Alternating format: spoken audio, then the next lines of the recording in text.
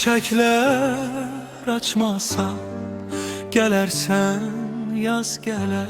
Çiçekler açmasa gelersen yaz gelir.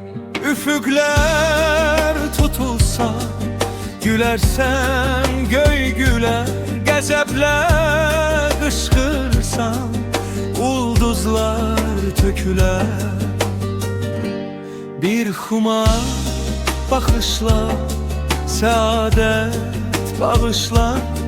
Bir xumar bakışla saadet bağışla.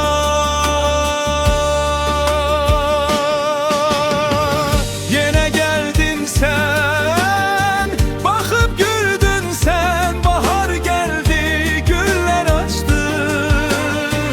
Çaylar daştı, nəğmə qoşdu. Çaylar daştı, nəğmə qoşdu sənə. Yine geldin sen, bakıp güldün sen. Bahar geldi, güller açtı. Çaylar daştı, nəğmə qoşdu.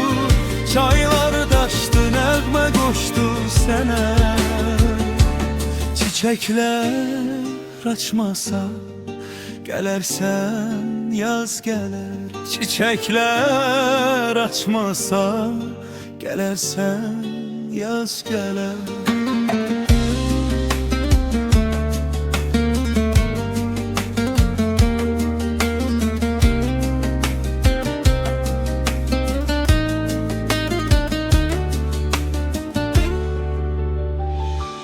Kenara bakırsan gözümde od yanır. Kenara bakırsan gözümde od yanır. Üzüme bakırsan yüreğim talanır. Bu alem başıma dolanır, dolanır.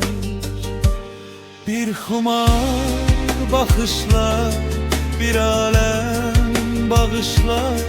Bir xumar bakışla saadet bağışla.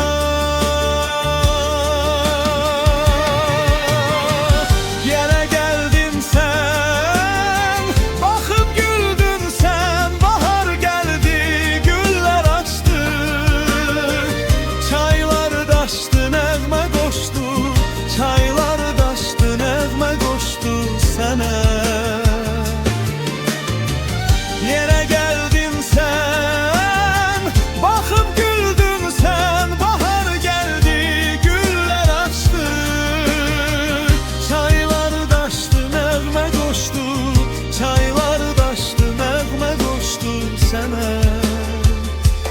Çiçekler açmasa gelersen yaz gelir. Çiçekler açmasa gelersen yaz gelir.